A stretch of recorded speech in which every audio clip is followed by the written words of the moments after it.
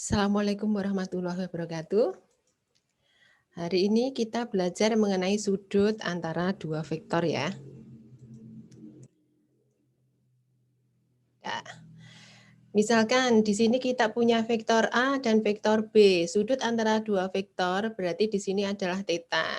Hati-hati untuk sudut itu harus keluar ya. Maksudnya itu harus keluar semua. Ini eh, sudutnya di sini ini keluar.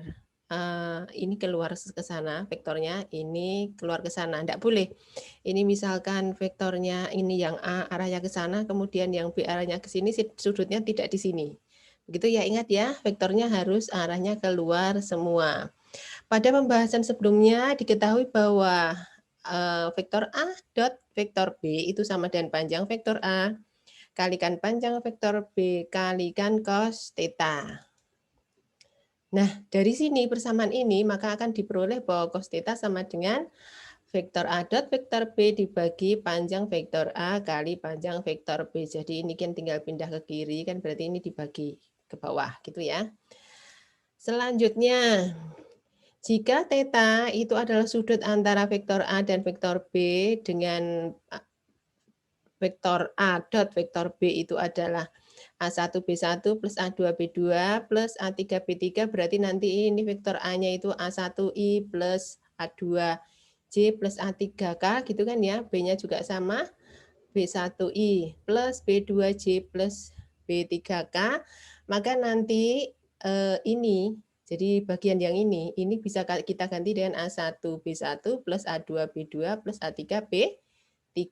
Jadi ini juga sama. Jadi cos theta-nya nanti akan ketemu bahwa ini kita ganti saja dengan ini.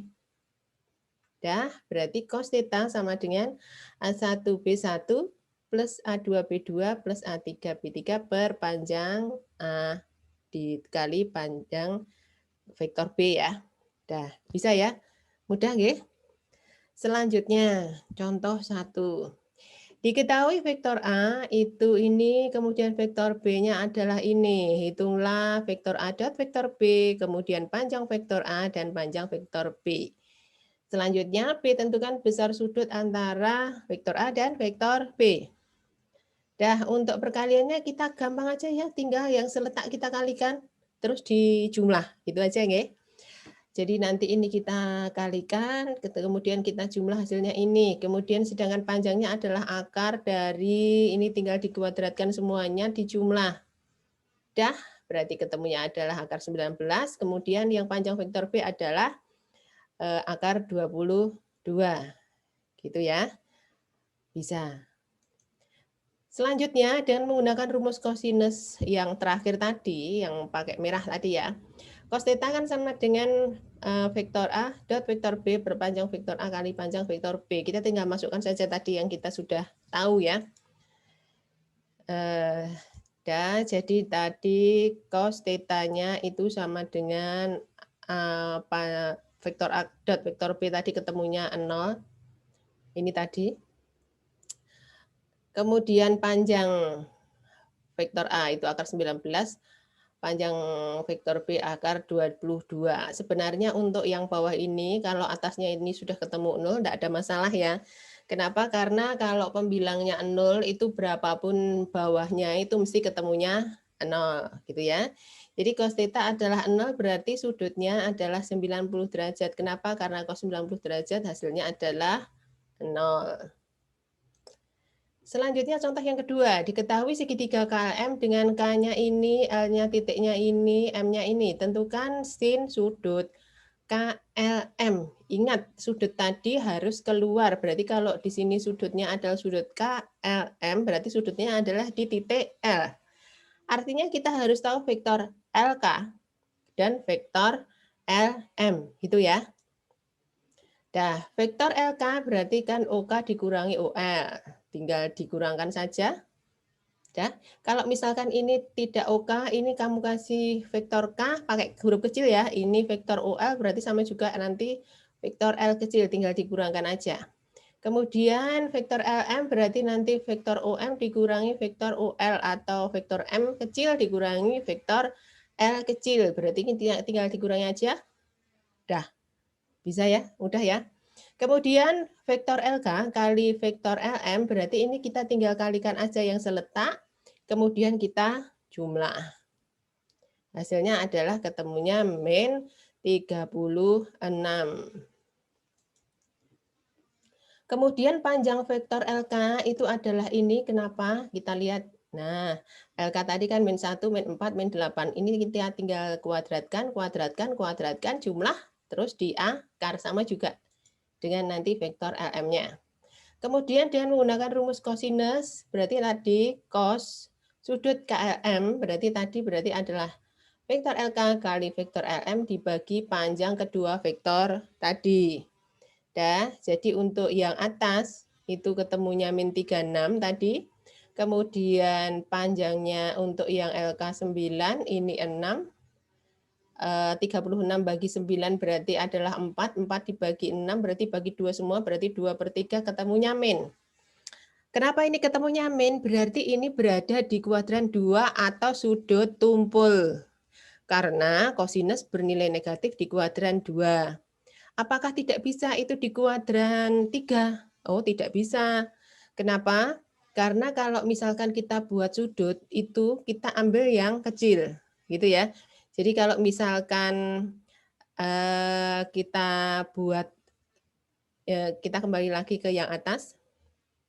Sebentar. Nah, ini misalkan, ini ada besarnya adalah theta. Jadi ini bisa theta sudutnya, bisa yang ke sini yang besar ini kan ya. Ya. Jadi bisa yang sini sampai sini, bisa yang ini. Nah, kita ambil sudutnya itu yang kecil. Jadi kalau kita ambil sudut yang kecil, tidak mungkin nanti itu sudutnya berada di kuadran 3 atau 4. Gampangnya kalau misalkan kita lihat segitiga itu paling banyak itu nanti itu mesti di kuadran 2 atau sudut tumpul. Tidak mungkin nanti di kuadran 3. Kenapa? Kalau kita tambahkan sudut-sudutnya, segitiga itu berapa? 180 derajat sudutnya, gitu ya. Kita kembali ke yang kosinus ketemu negatif tadi. Ini. Nah, yang ditanyakan di sini adalah sinnya. Berarti kita cari pakai segitiga siku. Kita ingat bahwa cos itu apa? Cos itu berarti apa? Samping bagi miring. Kalau sinus apa? Depan bagi samping. Ingat kalau ini nanti di kuadran 2, berarti nilai sinnya bernilai positif. Tidak ada masalah ya. Jadi ini kalau sudutnya itu saya ambil di sini theta, berarti cos itu berarti samping sudut dibagi sisi miringnya 3. Berarti kalau ini adalah segitiga siku-siku, itu berarti di sini itu adalah 3 kuadrat min 2 kuadrat terus diakar. Bukan berarti bahwa di sini ini adalah sudut L, terus di sini titik K, di sini titik M, tidak. Cuma sudutnya ini sama. Nah, gampangannya begini, kalau misalkan KLM ini sudutnya adalah 40 derajat misalkan. Jadi ini 40 derajat.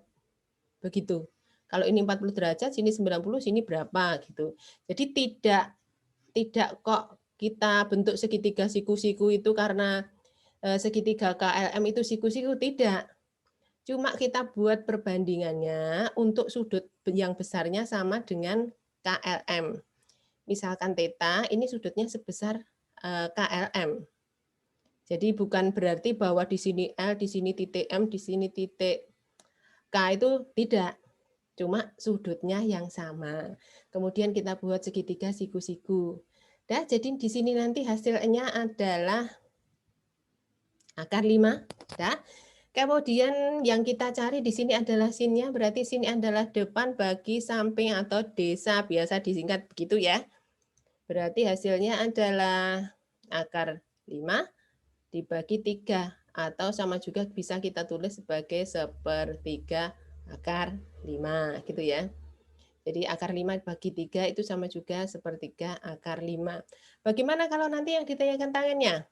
Kalau yang ditanyakan tangannya berarti nanti nilainya adalah negatif karena di kuadran 2 atau sudut tumpul.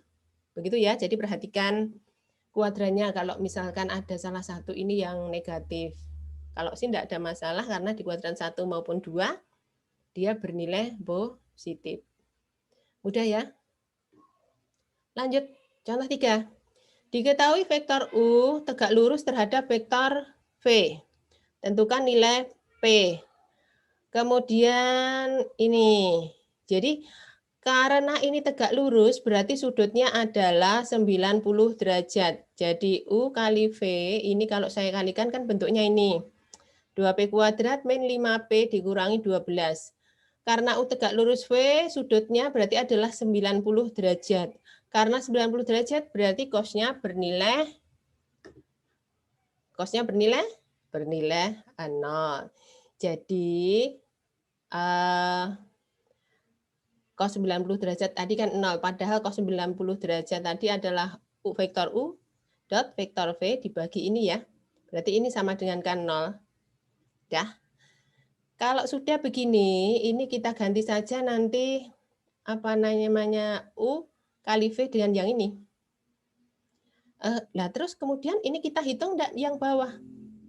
Yang bawah sini. Oh, tidak perlu di sini. Kenapa tidak perlu? Karena suatu pembagian itu 0, itu mesti pembilangnya 0 berapapun penyebutnya. Jadi supaya sama dengan 0 suatu pecahan itu yang atas harus 0, enggak peduli yang bawah. Begitu ya. Kecuali yang bawah 0 berarti itu tidak didefinisikan gitu ya. Jadi untuk pembagian asal nanti itu sama dengan 0 berarti mesti yang atas itu 0. Begitu. Artinya 2P kuadrat min 5P min 12 kita sama dengan kan 0. Dan kemudian kita faktorkan. Ya, jadi ini kan 2P kuadrat min 5P min 12. Berarti ini kita kasih 2P, ini P, 12 itu 3 kali 4, ini 3, 4 supaya jadi min 5. Berarti ini 3P, ini ke sana min 8P. Benar kan ya? Hasilnya min 5P. Ini plus kali min. Nah, gitu ya.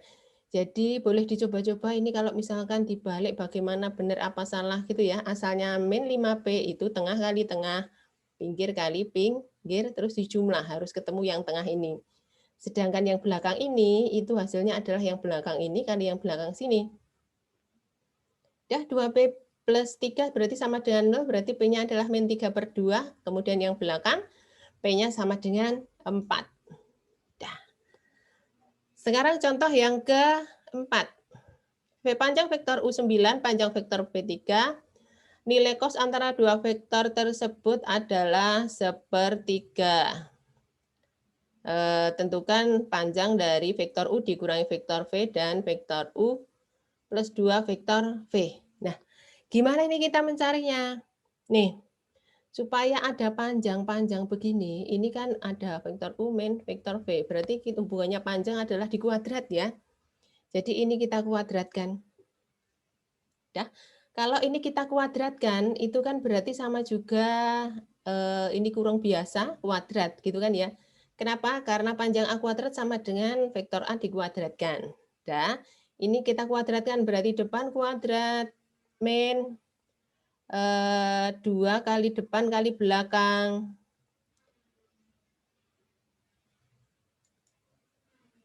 Bentar. Ini masih salah ini. Bentar ya, ini 2. Salah. 2. Iya, ini 2. Maaf ya, ini 2 lagi. Dah.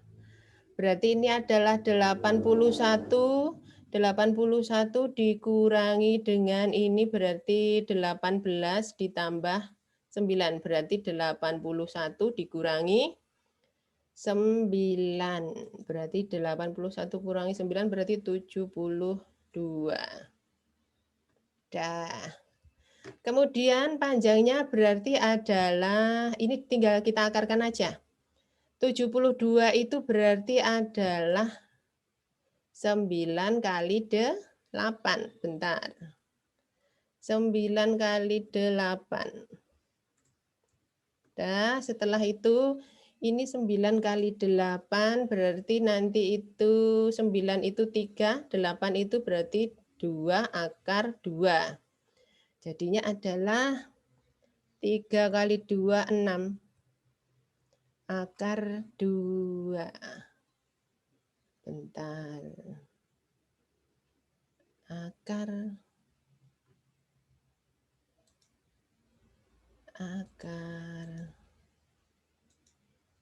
2. Dah, gitu ya, maaf ya.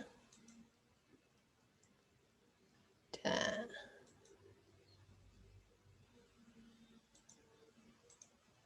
Dah, gini ya. Maaf tadi kurang 2 ya. Dah, kemudian sekarang yang B. Yang B mirip dengan ini.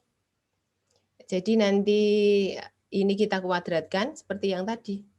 Nih. Jadi hasilnya adalah, iya ini masih salah lagi ini ngetiknya. Maaf sekalian tak ganti ya ini. Bentar. Ini berarti bukan 2 tapi 4. 4. Ini 4. Dah. Berarti ini adalah 81 ditambah 4 kali 9 ditambah 4 kali 9, 40, ini 36 tambah 36, 72.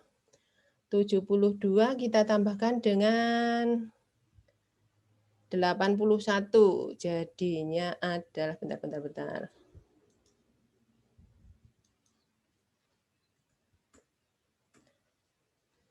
Ini berarti 81 kita tambahkan dengan 72. Sama dengan 153. Dah, gitu ya. Kemudian untuk yang ini berarti ini adalah 153, kebalik ya 3 sama 5-nya ya. Nih, 153. 153 itu berarti 9 kalikan, ini berarti 5 dibagi 3 itu 51 ya. Tuh, ini berarti 9 kali 9, ini 9 kali 8, berarti ini 9-nya keluar, ini 9 ditambah 8. 9 ditambah 8, 17. Bentar. 17. Dah, 3-nya keluar berarti ini adalah 17.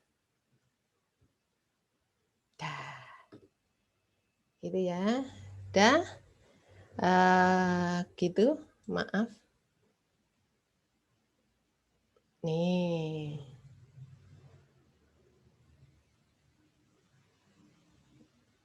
Dah. Ya, maaf ya ada ralat sedikit. Jadi hasilnya adalah 3 akar 17.